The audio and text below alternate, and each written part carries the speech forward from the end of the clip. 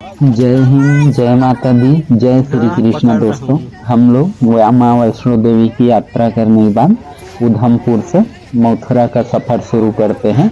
Ohio, Jammu, Pathankot, Panipat, Delhi से होते हुए तो ये हम लोग पहुंचे हैं ट्रेन पकड़ने के लिए। अभी ये है उधमपुर और कटरा से इसकी दूरी लगभग 41 किलोमीटर है और ये बहुत ही सुंदर और शांत एरिया है। और ये मतलब पाकिस्तान के पास का जम्मू कश्मीर का एरिया है। ये बहुत ही सुंदर बहुत ही बेहतरीन एक घाटी। यहाँ के पहाड़ देख सकते हैं, कितना शानदार ये नज़ारे हैं। बिल्कुल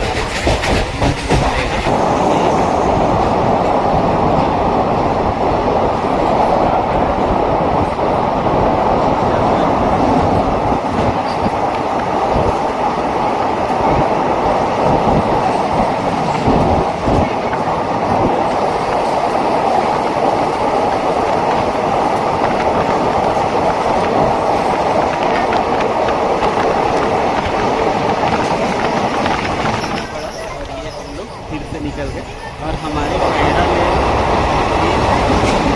ऐसे ऐसे टनल हमको इस उधमपुर से जम्मू के बीच में बहुत सारे टनल हमको देखने को निकले मिलेंगे। हमारे पैरा में एक नदी चल रही है।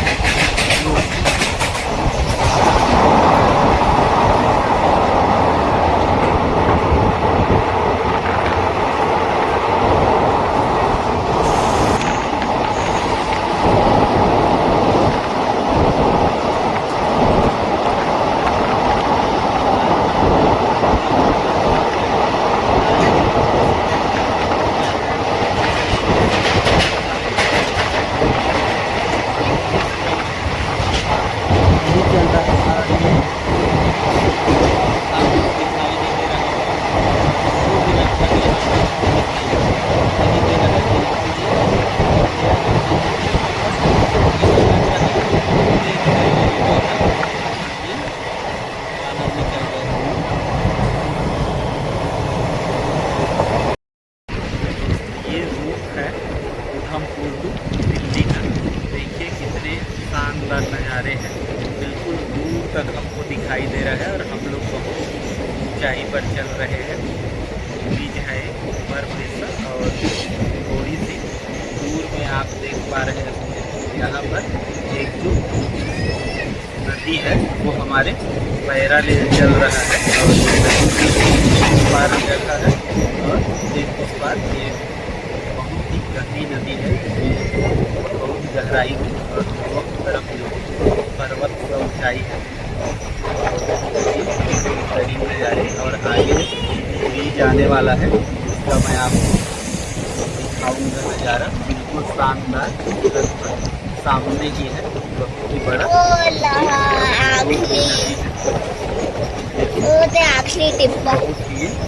बड़ा नदी है। और अभी भी शायद जो पानी आ रहा है आप देख सकते हो, इसका पानी यहाँ पर दिखाई दे रहा है। पानी थोड़ा सा गंदा है, पानी गंदा है इसका मतलब अभी वर्षा हुआ है यहाँ पर। ये नज़ारे हैं, शानदार नज़ारे।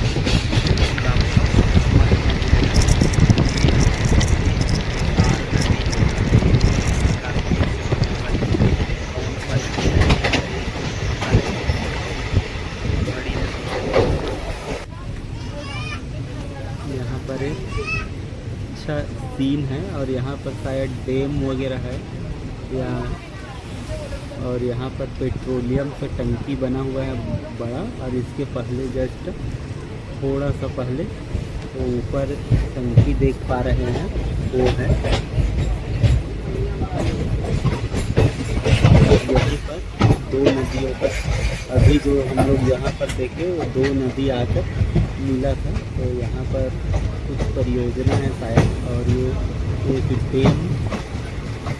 एक डैम के जो डैम एरिया होता है बांधने वाला, उसके जैसा सेम यहाँ पर बना है। हो सकता है डैम है या क्या है, अब वो इतना पता नहीं चल पा रहा है।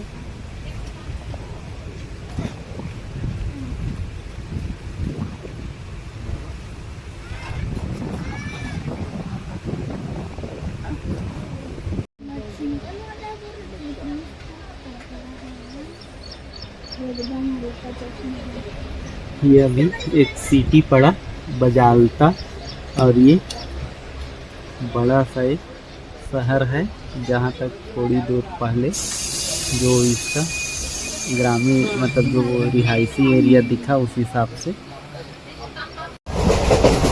बहुत ही यहाँ से शानदार नज़ारे और पूरे यहाँ से दिखाई दे रहा है।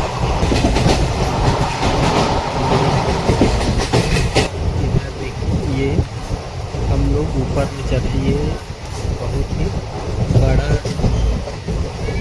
शहर है यहाँ का जो दिखाई दे रहा है।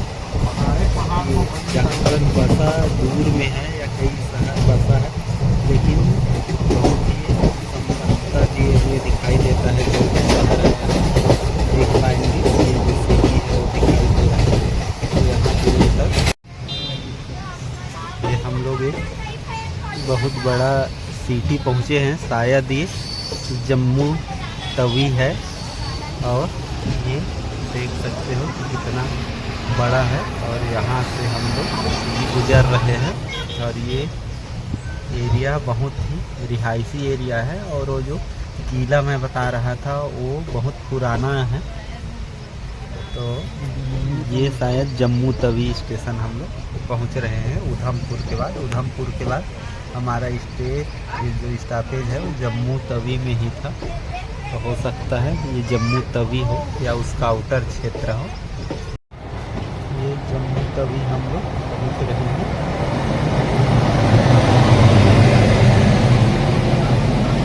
दूसरे साइड जम्मू तवी बहुत ही बड़ा इधर का जम्मू का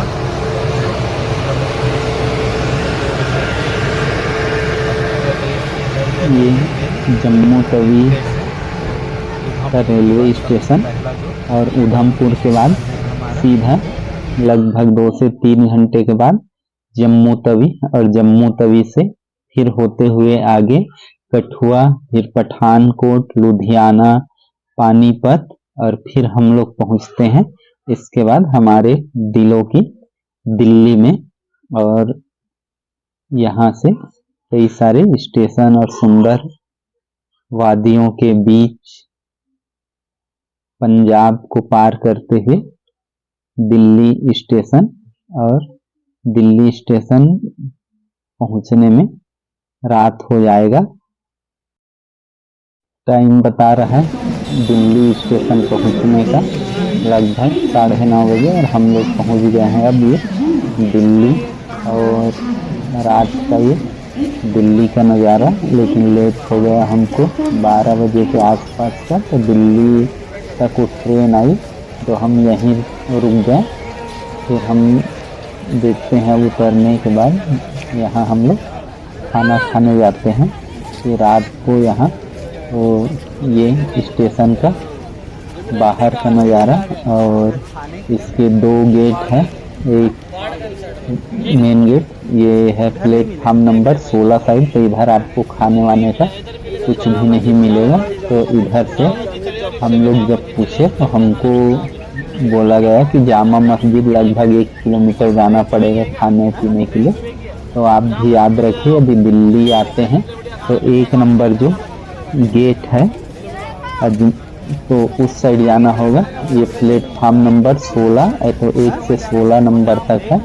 तो इधर हम लोगों ने पता किया तो बोले कि 1 नंबर तो 16 सभी प्लेटफार्म को हमको पार करके जाना होगा प्लेटफार्म नंबर 1 की ओर। और वहाँ फिर सिटी एरिया है वो ये समझ जाइए आउटर साइड है, उसको अजमेरी साइड भी बोला जाता है। तो यहाँ से देखिए लोग अभी ट्रेन आया है और यहाँ दिल्ली में रात भी लोग ऐसी ही चलते रहता है यहाँ का।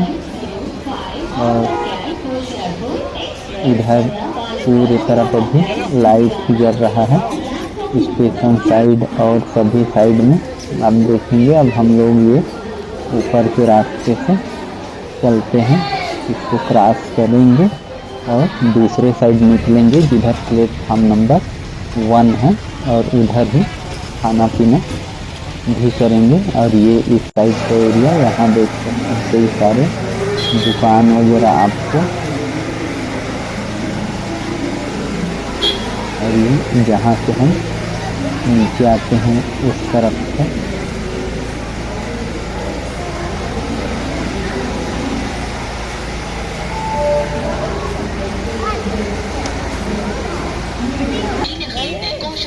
ये है सेकेंड साइड का, मतलब main side platform number 1 side. और यहाँ पर ये सिंबल बना है ट्रेन का और यहाँ ये बहुत ही सुंदर और बहुत ही प्राचीन है क्योंकि दिल्ली हमारी राजधानी है, तो बहुत ही पुराना और ऐतिहासिक जगह है।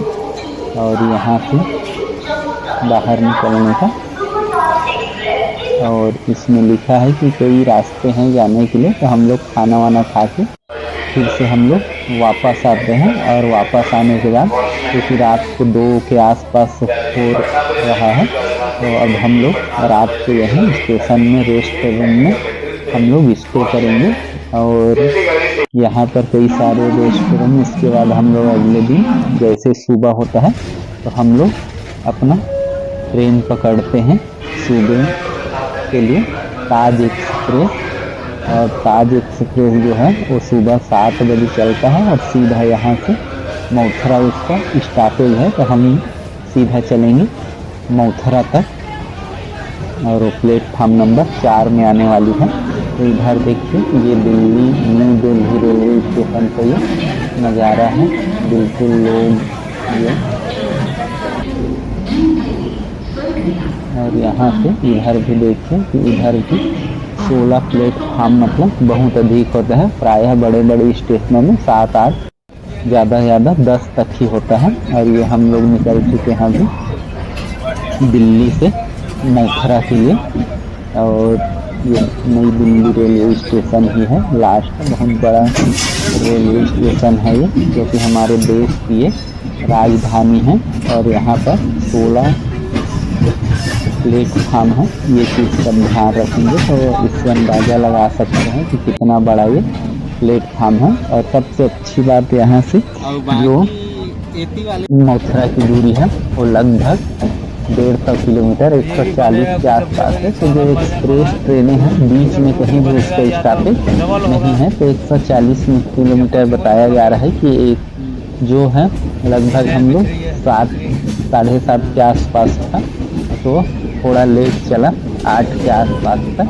तो अब वो मान के चलिए कि 1.5 घंटे टाइम बोला जा रहा है, तो 1.5 घंटे में लगभग 1.5 से 2 घंटे में ये पहुंचा देता है मथुरा जंक्शन। और ये हम लोग पहुंच गए हैं मथुरा का जंक्शन। यहाँ भी देखिए लोग जाने के लिए प्लेटफार्म में है और हम लोग पहुंच गए हैं भगवान श्री कृष्ण के जन्म नगरी में। तो हम यहाँ पर यहीं से वृंदावन, गोकुल, बरसाना, नंदग्राम सभी जगह जो है गोवर्धन, यहाँ सभी जगह का यात्रा करेंगे। तो इस दौरान मैं आपको इन सभी जगहों का एक वीडियो और कंबाइंड वीडियो भी डालूंगा कि हर जगह का, गोकुल का, मथुरा का, वृंदावन का।